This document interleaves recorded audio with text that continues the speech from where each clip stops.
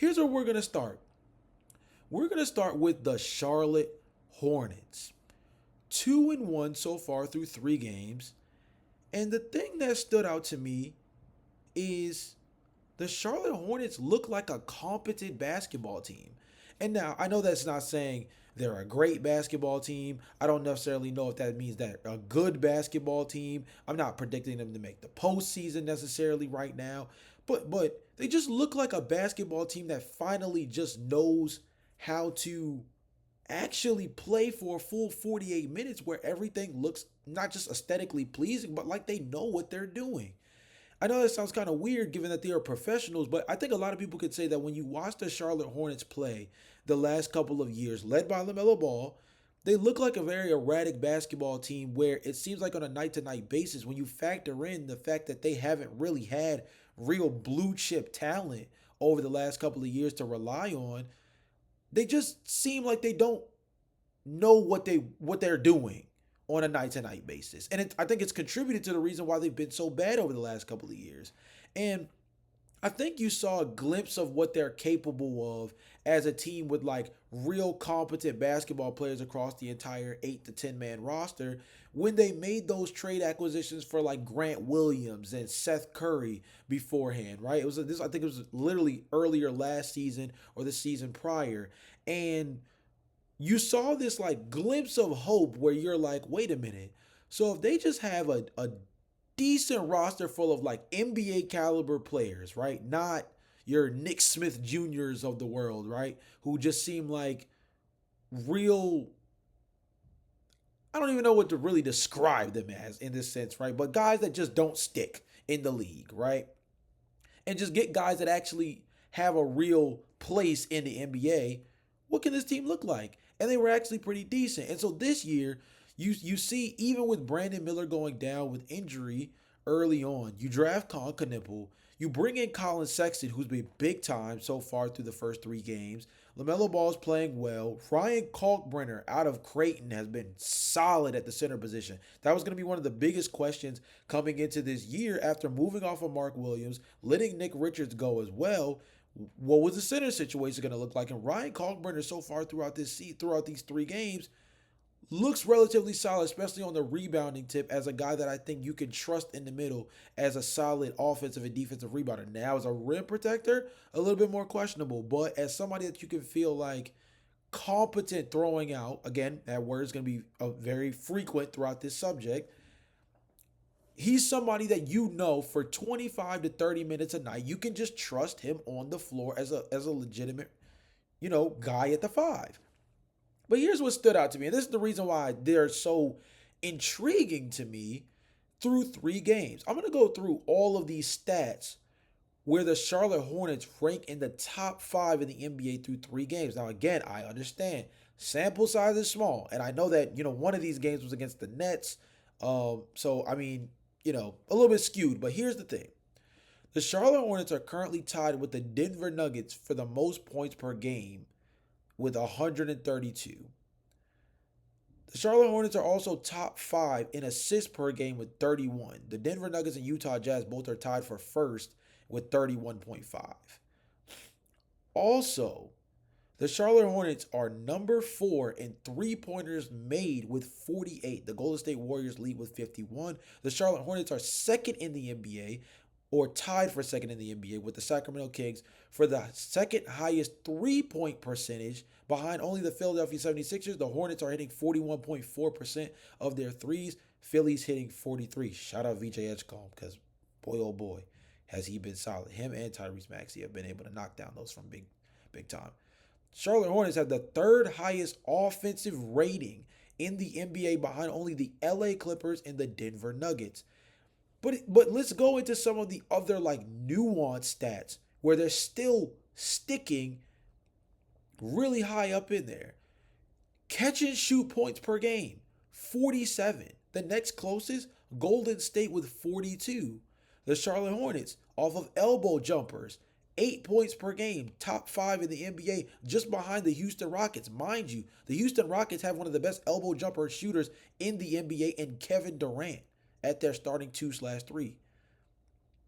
Last but not least, the Charlotte Hornets are number 5 in potential assists. I know that sounds silly, potential assists, but that's a focus on ball movement. This is one of those teams that I think is playing so well in terms of how they've been operating in pace, and they've played so much faster. And I think it's important that they're moving the ball around so much more because it's allowing for the offense to be more free flowing. This team, potential assist is such an interesting stat for a team like this because it's a representation of how much the ball really is moving around in comparison to years past, with Lamelo Ball usually being this like heliocentric esque player. Like you'll see the stats for Lamelo and you'll say, like, I mean, he's averaging 8-9 assists per game. Like he has to be an elite level ball mover, and he's a elite level passer as far as decision making with the ball from a like a pass to points ratio. But in terms of being able to initiate efficient offense,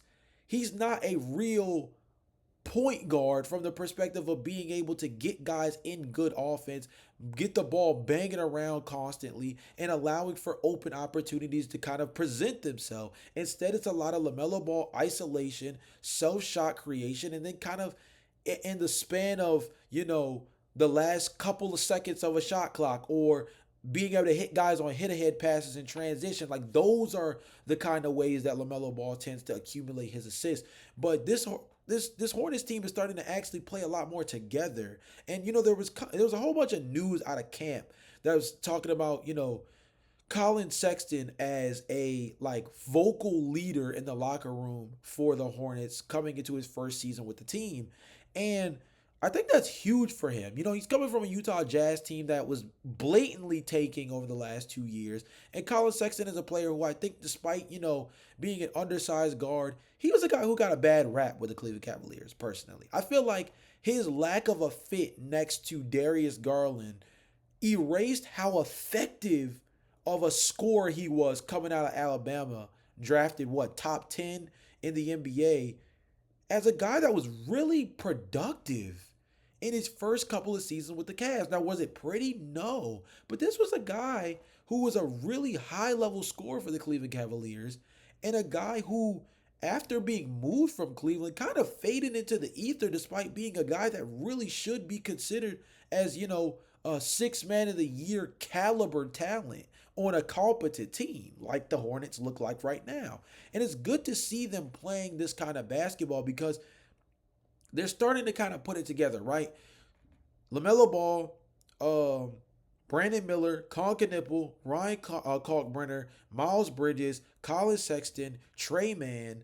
I like what they have going as far as the team looking like a real basketball team. Again, this team for the last 2 to 3 years has kind of just trotted out whatever talent is just readily available at the time and not necessarily putting out a product that represents what the future is supposed to look like.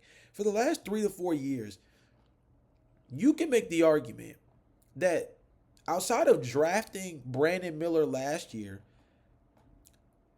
the Charlotte Hornets have not truly had a real blue chip prospect on their team other than Miller and LaMelo Ball. There has not been a true staple of the franchise, oh yeah, this guy's totally going to stick for the foreseeable future on this roster aside from those two guys. And Brandon Miller was a rookie last year. I think that goes to show that the Hornets have to do things a little bit differently. And I think the pace they're playing with right now, the up-tempo, I think they understand that they're not going to be like an elite level defensive team. The personnel doesn't scream for that. But hitting your three-pointers at a high rate, playing fast, being up and down the floor, adopting the Indiana Pacers with Tyrese Halliburton play style, but with a guy who's just as dynamic on ball in LaMelo Ball at the point guard position, it puts them in a really interesting spot. Now, again, I don't want to overreach when it comes to the Charlotte Hornets. We have to remember the Charlotte Hornets. They played the Brooklyn Nets as one of their first games of the season, and if I'm not mistaken, the Hornets also played the Wizards most recently as well. Yes, beat the Wizards 139 to 113.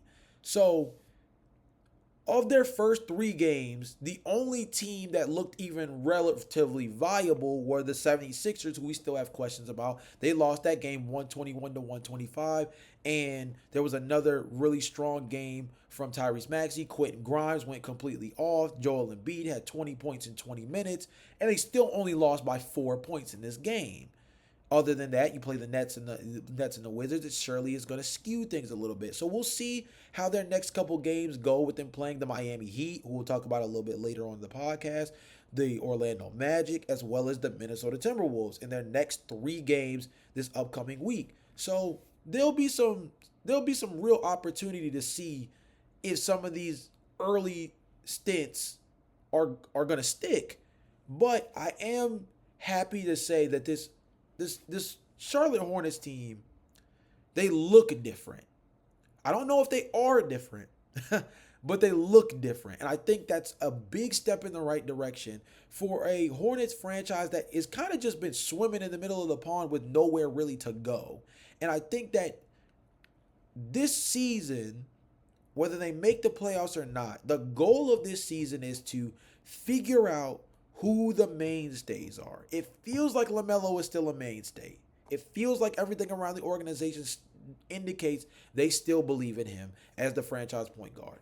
Brandon Miller, when healthy, I feel like he is going to be a fringe all-star. I talked about this on a previous podcast episode. I think this is a guy that, when healthy, he's going to be a real dude in this league. And I hate that he's already dealing with a little bit of an issue injury-wise, but I think when he's on the floor, he's just going to be a really effective two-guard for them. Colin Knippel, I like him as just a floor spacer, another guy that you can ask to handle the ball at a high level, good decision maker, competitive on defense.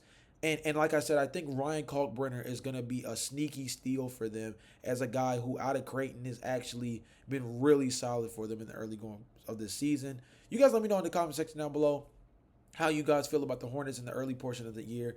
Obviously, 3-game sample size. So we're dealing with very ballooned numbers given the fact that we haven't seen these teams over even a double-digit sample size to really make sense of it all. But through 3 games, even if you want to say the sample is a little skewed, I think if you turn on the tape, this team is just playing the game of basketball a lot differently than they have the last 2 to 3 years, and that's a step in the right direction for it. Again, for a franchise